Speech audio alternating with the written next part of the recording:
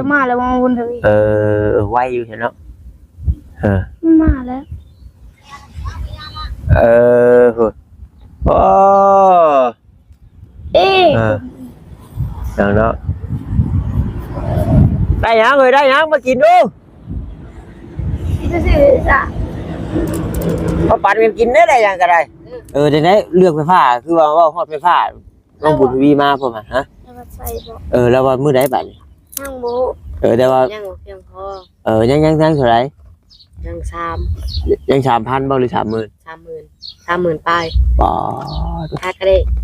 12,000ไฟฟ้าจักหมื่นน่ะ40,000ป้ายไฟฟ้า40,000ปลายป๋อดึงมาแล้วเลยดึงนี่เลยดึงวัดก็ได้ดึงวัดมันสิถูกกว่าคือบ่ดึงวัดอ่ะแต่มันเลยผ่านหน้าเฮือนเพิ่นผ่านก็ผ่านแล้วเพิ่นบ่ให้ผ่านบ่เพิ่นบ่ฮู้เด้แอมมาแต่ไปเผานั่นเพิ่นโอ้ย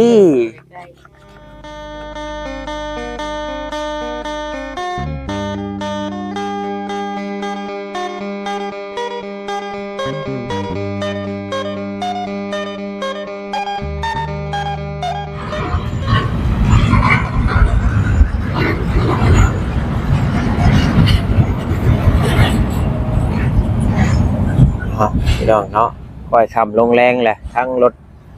บรรทุกสินค้าเพิ่นก็เริ่มทยอยไปส่งเครื่องส่งของเนาะอากาศเย็นแล้วบัดนี้พี่น้องเอ้ยเปิดภาพขึ้นมาในมื้อนี้กับพี่เด้อพี่น้องเด้ออยู่เฮือนน้องสายฟ้าน้องบุญทวีเนาะพี่น้องป๊าโธขึ้นมาบัดนี้จังว่าแปลกหูแปลกตาพี่น้องเอ้ย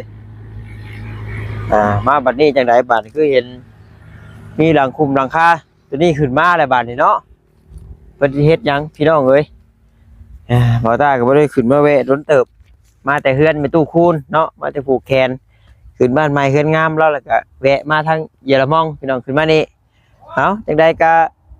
ขอกราบทักทายสบายดีกับพ่อแม่พี่น้อง FC กันเบิดสุขุสุคนเด้อพี่น้องเด้อบ่ว่าอยู่ทางฝั่งลาวฝั่งไทยหรือว่าทางต่างประเทศนำพี่น้องเอ้ยผู้ใดมาได้ใช้เนี่ยฮะโธ่เนาะสิเฮ็ดหยังล่ะบาดนี้บ่มีแนวเฮ็ดแล้วบ่โธ่สบายดีเด้อบ่นี่นะสิเฮ็ดหยังนี่เฮ็ดห้องน้ำอีกบ่เรือนครัวโอ้ยสิได้เรือนครัวเพิ่มแหละพากันก่อเองเฮ็ดเองบ่นี่ฮะป้า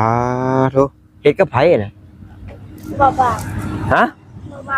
บ่บางบ่บางไม่ได้ใช้ละบัดนี้ฮะเพิ่นมาเฮ็ดเองเลยเนาะพี่น้องเอ้ยสิแล้วบ่ตาก็บ่ได้คอยเบิ่งคลิปดอกได้ยินแต่ว่าน้องใส่ผ้าสิได้เฮือนครัวว่าซั่นโอ้เนาะคักอยู่น้องหาเงินกับตัวเฮือนมันจังบ่ถือควันฟืนควันไฟใช้ได้บุญทวีอยู่บ่อยู่ไปใช้หน่วยมันฮักมันเพจะดีจะไปเหยียบไปอย่างมันหน่วยเพิ่นสิให้หั่นเนาะเพิ่นจังว่าบ่แพงเครื่องอยู่ป้าไว้ชูบบางบานป้าไว้พี่มานั่งบ้านบ่มีเด้ฮะบานบ่มีบ้านอยู่ตอนนี้มีเนาะเมื่อกี้ได้จ้ะเตะบ่ติเนาะเฮ็ดได้พาอ้ายไปเบิ่งก่อนน่ะนี่น่ะเนาะโอ้เฮ็ดได้จักมื้อแล้วนี่หลายมื้อเติบแล้วหลายมื้อเติบแล้วโอ้คือนี่โยมน้ำใช่คือนี่คักปานยังเศร้ายังวะไม่เจ้าเองบ่หรือว่าชื่อบ่ชื่อดิพี่น้องเนาะเศร้าเดือนครัวไปซั่นสูงเติงเยิงพี่น้องคักปานยังเล่นปีว่าเศร้าละใส่เพิ่นสิก่อบ่หำมันนี่นี่ขึ้นไปแล้วก่อบัดนี้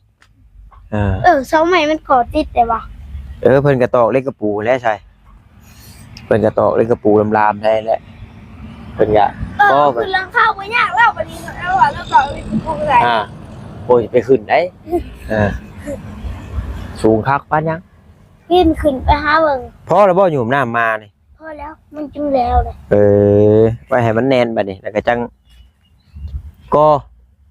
มื้ออื่นใช่จ้ะไอ้พี่มาพวกหันคือเห็นไอ้พี่มาแล้วเมื่อฮะเมื่อเพิ่นเมื่อไหร่น่ะเจ็บปวดมาเลยบุญทวีได้จ้ะไปเหมือนด้วยสีใส่สากเมื่อไอ้พี่นะ เอาเลยบ่าวตาก็มอแต่เถิงลงพอเนาะป้าจะมาห่มพิงเลยเจ็บเก้ามาหัวอีกโอ้ยโอ้ยบ่ได้ขึ้นมาข้าวเดียวก็รักมีแหละเนาะโอ้ยรักมีแนวเฮ็ดปะกันแล้วเด้บ่ได้ไปหาต่อยเป็นแข้งบ่ มันแค่นี้ไร มีบ่ฮะเอาอยู่ใช้เป็นแข้ง นี่มีต้นเนี่ย เอ้ยมีบ่ เหมือนเราเห็นตัวหนึ่งไว้มันท่านเนี่ย สำเบ้าเลยก็มีโลดเนาะให้แน่แต่บ่เว้า มีแท้ใด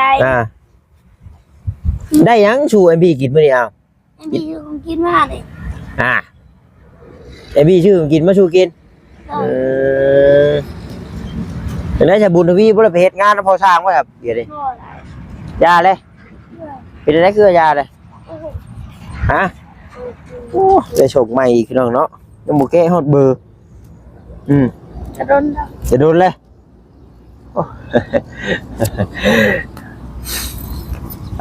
พี่น้องเนาะเอาคักดีใจนํพี่น้องเอ้ยแต่ว่าอ้ายหยังก็จะว่าน่ะ บ่บาง บ่ปาง บ่วาง เบาวาง บ่วางจะบ่นง บ่วางกับบ่นุ่งโอ้เป็นคนบ้านเดียวกันบ่ หน่อย โอ้ ไข่กัน สมบ่นุ่งนี่บ่ตาฮู้อยู่พี่น้องเนาะบ่นุ่งบ่วางยังบ่ทันฮู้พี่น้องแล้วก็เพิ่นเป็นช่างเองเนาะเพิ่นขึ้นมาเฮ็ดให้พี่น้องเอ้ยเอาถือว่าคักแล้ว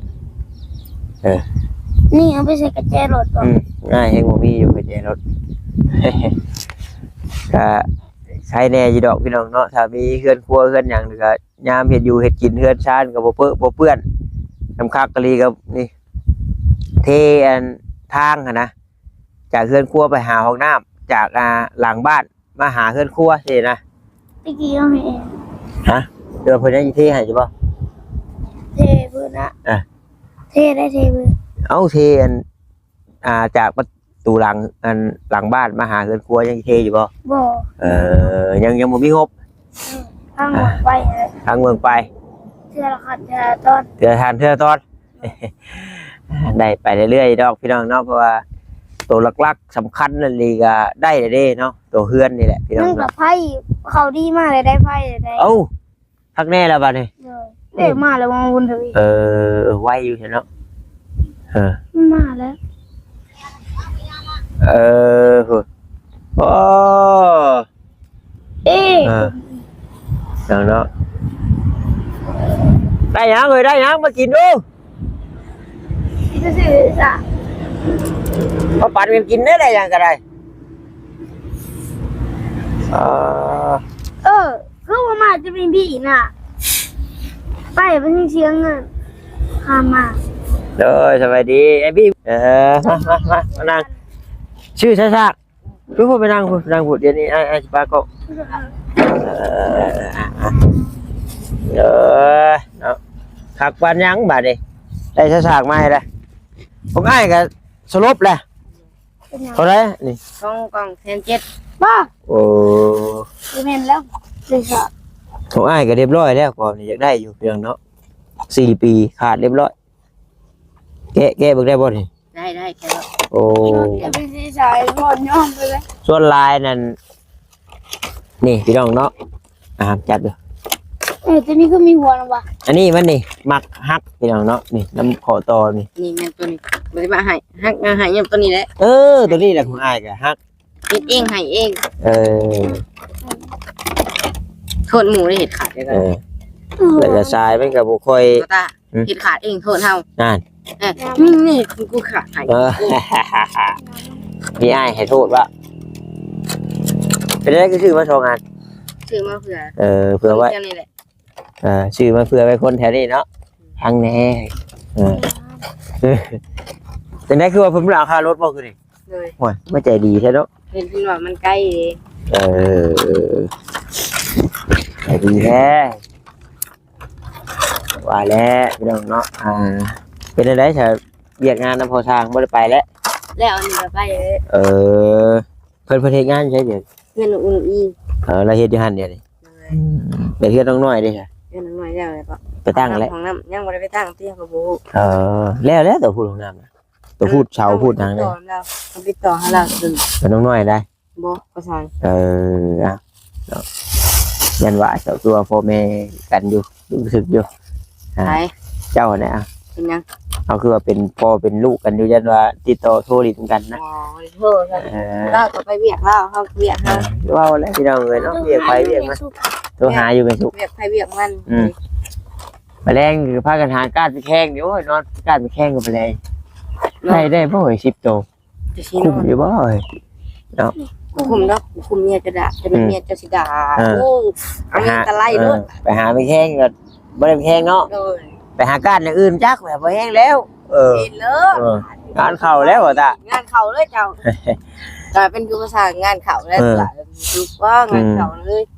เพิ่นว่าหยอกกันสิติ ผมก็ให้ แล้วให้หลีไปชุกเนาะ งานเข่าเลยเด้จอกกันคิด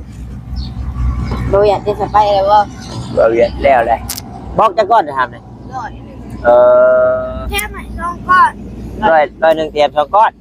ร้อยอิดในช่อง เตรียมหลายเลย ในช่อง โอ้บัดน้ำสามก๊อกก็สิเฮ็ดแบบตัวคันโยกเอาบัดนี่ อายุมันเองกู แต่ก่อนเฮ็ดคันโยกกันบ่บ่นุ่งเพิ่นเป็นช่างพี่น้องเนาะ ถ้าก่อนจะปะเลยสิ มีวิธีการของเพิ่น ซื้อมาอย่าสั่งหมิ่นเลยเด้อ จังได๋เลือกไฟฟ้าคือว่าฮอดไฟฟ้าน้องบุญทวีมาพร้อมอ่ะฮะ จะมาใส่บอก แล้วว่ามื้อใดบัดนี่ นั่งโบ แต่ว่า ยังเพียงพอ ยังเท่าไหร่ ยังสาม ยัง 3,000บ่หรือ 30,000 30,000ปลาย บ่ ถ้าก็ได้12,000 ไฟฟ้าจักหมื่นน่ะ 40,000ปลาย ไฟฟ้า40,000ปลายดึงมาแล้ว เลย ดึงนี่เลย ลุงหมดก็ได้ ดึงวัดมันจะถึงกว่า คือบ่ดึงวัดอะ แต่มันเลยผ่านหนาเพื่อนคน เอ้าผ่านก็ผ่านแล้วเพิ่นบ่ให้ผ่านบ่ ให้มือให้ได้แอมมันจะไปเผาทั้งหมด โอ้ย ใกล้ ผ่านก็มันสิมันอย่างเช่นมันก็ผ่านเบิดแล้วสาวไฟในบ้านในเมืองเฮาเนาะ ไอ้พดิ้งนิ่งมันเลย เอานิ่งมานี่บัดแพงบัดนี่คือสมมุติว่าถ้ามันถึกบัดเพิ่นก็บ่ได้ว่าหยังก็หันได้คักกว่า ตั้งทำไอ้มันใส่ไหม อืม ใส่แล้วเงินงบแค่ชิ้นไรแหละ เพราะว่า กันนิ่งมันนี่แหละมันสิตกลักนึงลักใหญ่เลย เว้าแล้วนะนี่เพิ่นก็ต้องใช้รักบ่ได้เนาะ จิตลักบอกทั้งหมดมาทั้งหมดจิตลักเล็ก เว้าง่ายๆก็ตัวใดมันงบน้อยกว่าเพิ่นก็สิเลือกเอาตัวนั้นเนาะพี่น้องคือ ขันงบถึงกับบ่ถึงกับบ่ ตัวนั้นนี่ราคาถูกแต่อาจจะได้วางเสามันหลายแต่ว่าตัวนี้ราคาแพงแต่อาจจะได้วางเสามันน้อยแต่มันสิตกหนาเพื่อนเขาเลยตัวนั้นตัวนี้มันสินั่งมาเพื่อนเลยแต่ตัวนั้นมันสิพาเพื่อนคนมาเลยนี่1 2 3 4บอนมาก็บ่เป็นหยังดอกเพิ่นก็บ่ให้ดอกเพราะว่าเฮาก็บ่ได้เฮ็ดต่ำเด้ ที่ของในบ้านนำเดี๋ยวข้างหน้าเขา ก็เฮ็ดตาม มาตามรักเก่าแหละ มันจะมาตามหลักเก่ามาตรฐานนะของเพิ่นนั่นแล้วพี่น้องเนาะแต่ว่านี่แหละตัวงบเฮานี่แหละห่างแล้วมีหมื่นไปปลายยังหมื่นอะไรก็จะเอา12,000 ครับ800 12,000กับ800 บาทยังอีกอยู่ 30,000 ไป 30,000พี่น้อง30,000แก่ๆเอาจังใดก็รวบรวมกันได้พุ่นแหละเนาะจังว่ากันอีกคือนึงพี่น้องเลือกไฟฟ้าแต่ว่าหลักๆนี่ก็ตัวที่เห็นมาไวๆนี่ก็นี่แหละเรือนครัวนี่ผู้ใหญ่ทั้งบ่นุ่งบ่ ทางไอ้บี้ ทั้งไอ้บี้โอ้ไปหักทั้งไอ้บี้เพิ่นเดี๋ยวว่าบ่นุ่งเป็นคนเป็นช่างเจ้าบาง เพิ่นมาเป็นช่างอยู่นี่ กับห้องนั้น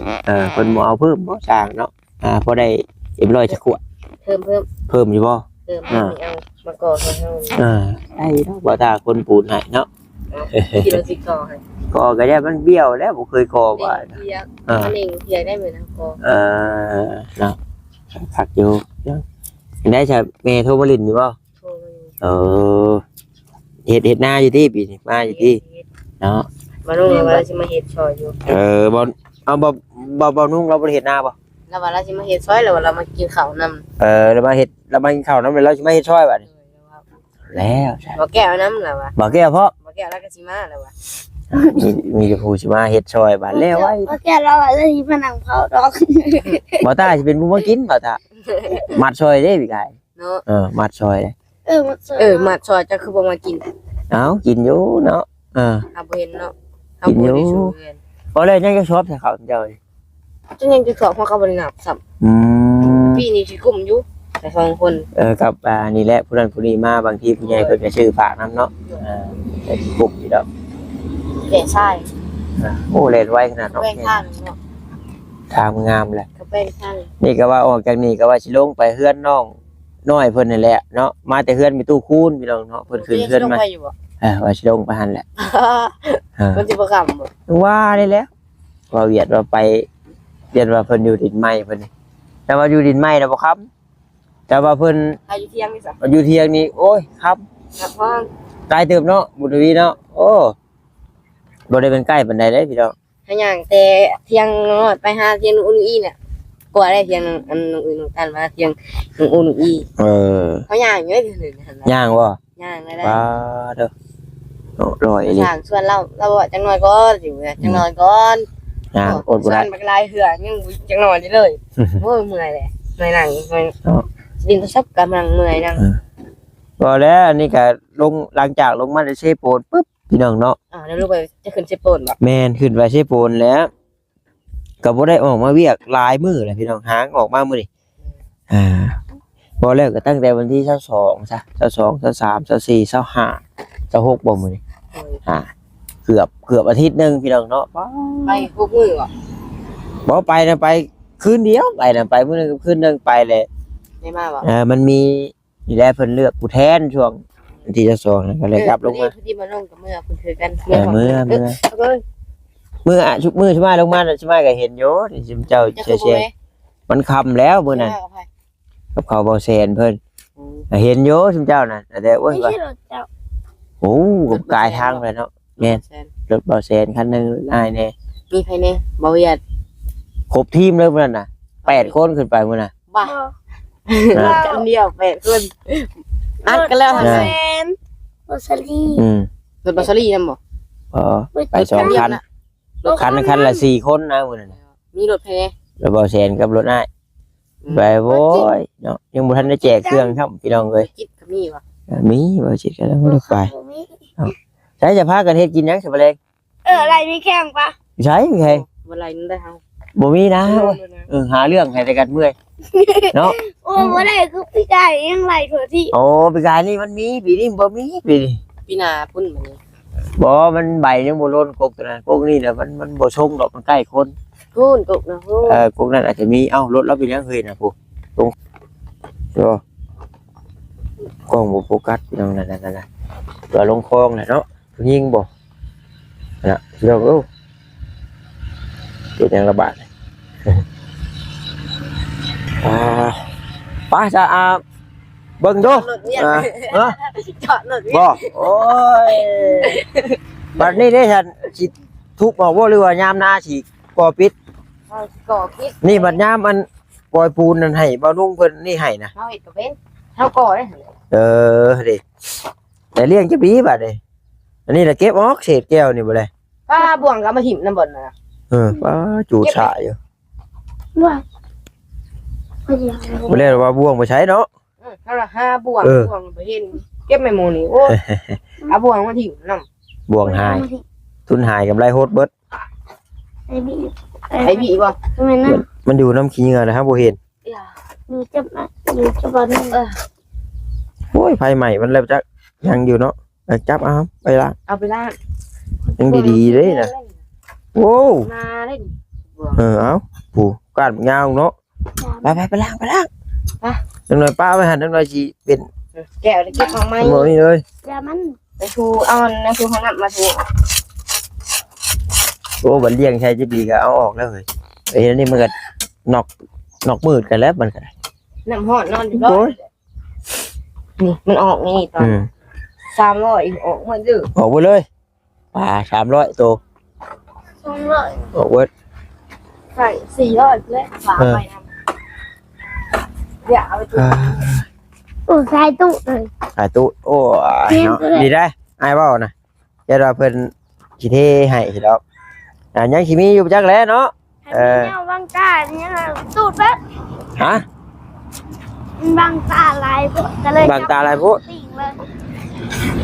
โอ้ตะกี้เห็ดคันโยกพี่น้องเนาะเห็ดคันโยกวันนี้เล่นเป็นเล่นบ่แห้ง โดยเจ้าเห็ดเป็นหมอ บ่เลยอายก็บ่เป็น เป็น เป็นกะเจ้าวันบ่แห้งแล้วก็บ่เฮ็ดแล้ว เจ้าเห็ดเป็น เอ้ย ขนาดบ่น้องกูไม่ได้เห็ดเป็นหลายคน อ้าวไปสิเฮ็ดฮะ บ่น้องเห็ดกูได้เป็นปานใดเลย เออ งมไปซื่อ เอ้ยไปอ่ะนะเออ แรงถิ่มมันบริการ ฮะ ดึงไปจับก่อนให้มึง บ่ จับเด้อจับ เจ้ามันเจ้าถิ่ม เป็นแล้วมันช็อตบ่ฮะ จับเด้อดึงไปปุ๊บอายุ เออมักรุดมันไปเลยพี่ได้จักของอ้ายกะ เรียบร้อยนี่ว่า เออ นี่แมวว่าบาดนี้ ว่าเหม็นหัว อันนี้แหละของอ้ายกับขาดนะโอ้ยว่ะ โอ้กูทำมันกระขาดต้องหากระซื้อนี่ ม อันนี้เด้อดึงพี่เรื่องลิเก กูว่านี่ห้าซื้อบ่นี่น่ะ หน้ากระซื้อนี่ไอ้พี่ว่า บ่แม่ไอ้เนี่ยตายบ่ใส่ซื้อให้ผู้ อืม เส้นละเซนป้าย เออ ไอ้เส้นหาสิ เส้นละเป็นว่าเอาเสือนี่ งาน ไอ้ ก็บ่ทน เส้น นะ หาสิ โอ้ย ใช่เส้นไอ้พี่เส้นซื้อเส้นฮะ พูดอันน่ะหัวมัน อืม หัวเดียว นี่ ตัวนี้ก็สบายนี่บ่ยากอันนี้อีกตากแดดก็ขึ้นเลยนี่ ยังจะไปสา เท่าไรเอ้ยนี่ 4,700,000 อ๋อตัวนี้แหละพี่น้องคือคักเนาะ ไปขึ้นนี่บ่นุ่งอันบ่บ้างสะเรียบร้อยเลยของเฮา เพิ่นนอนนี่บ่ เลย น้อง สามกันเหรอสามต้น จะได้จากเพิ่นเมื่อมื้อนี่ เมื่อไปเวียดเราไปมอบเงินใช่ปะลืมไป อืม มาอื่นแล้วมาเราว่าเราสิเอาอื่นมาสุกิน โอ้ ฝนตกจะได้ทำฝน โอ้ยตกก็อ้ายมาแล้วทางนั้นน่ะเว้ย ทำฝนได้ เออมาแล้วแต่ทางบ้านบ่นุ่งนั่นควันกุ๊บ ฝนบอก โอ้ยเกือบอ้ายเกือบฆ่ากี่พุ่น ปัด บ่ได้ฆ่ากี่ตมเนี่ยฆ่ากี่พุ่นเลยว่ะยางบึ้นเขา ฝนตกกับแห้งเนาะ บ่ตกก็บ่ปานใด คู่เมืองเกณฑ์ละมงนี่ไก่ บ่ได้บัดนี้อ้ายสิเมื่อบ่ได้บัดอ้ายสิเมื่อเฮือนน้องน้อยพุ่นแล้วก็จังสิกลับเมื่อซิโนพุ่นแล้ว เจ้ากูไปอยู่ก็เอามาเลย ฮะโอ้ยอยู่รอบ่ได้ยอมแล้ว ทำด้วยแหละบ่ตารถเจ้ารถจักรเจ้ามันเฮาเห็นในเกมรถเจ้ามันคือบ่ใส่รถเลยจักไปเองได้ ใช่เออมีบ่โอ้ เจ้าบ่ใส่รถไปยังไปเองได้ ไปได้เฉย ชกกับมีได้แบบนี้ ก็รถก็ยังบ่มีมันคือไปได้วะ ผักเฉยคนของแต้มกี่ตัวเอาเนาะ นี่มีคือมาเว้นนี่บ่มอสิผ่าเนาะอันต้องให้หนึ่งไปซื้อบัตรเนาะในการให้มอนาทีมอนไปนั่นปกติบัตรเข้ามาขีบเขาบอกไว้ว่ายังไงยันหนูว่าเข้าสู่หาดปุด เออ รถไล่กับกองใหญ่เรา โอ้ยเนาะท่านละแม่ ป้าจะไปพากันหาหนึ่งข้าวหนึ่งน้ำกวดเพื่อนกวดชาน พี่สาวซับกระป้องมาเต็มเลยเพิ่งเป็นไรเงาะเนาะ ของไผ่นะของไผ่นะ เพื่อนป้า แล้วเบิดแล้วบ่บัดนี้เรียกงานนำนี่ อันนี้ยังแต่อันนี้ได้ ป้าจะมีบ่นมน่ะเบิดแล้วป้าจะไปเอาจ้ะเว้ยเนาะ บ่มี บ่มียันว่าเบื่อกินแหละ นั่ง ทำยังเลยเช้าให้จะว่าเบื่อกินเลยยะไปออกได้ เราหินตัวซับรถตก ตีหิมเลย แวะถึง เฮ้ยเนาะ หยุดแห้งลาย เนาะ จะต้องเป็นแบบ ป้าเป็นไงกลับเด้อ ก็ โอเคเอาสบายดีเนาะไปโอเคเนาะพี่น้องกลับก่อนมาดิเอาก็ว่าผิดพลาดประการใดก็ขอโทษขออภัยนำเด้อพี่น้องเด้อดีมกดีใจนำชุมน้องเพิ่นพี่น้องก็สิได้เรือนครัวเนาะเรือนครัวใหม่หลังจากได้บ้านใหม่เรือนงามพี่น้องเอ้ยน้องบุญทวีก็มาแต่ซื้อสายสากที่นี่สายสากเพ่เพิ่นว่าเอามีแต่นั้นแหละพี่น้องมื้อหน้ามื้อในที่เขามาเยี่ยมยามถามข้าวใหม่เนาะทั้งบ่าวนุ่งเพิ่นก็กลับบ้านมื้อนี้ว่าซั่นสบายดีพี่น้องบ๊ายบาย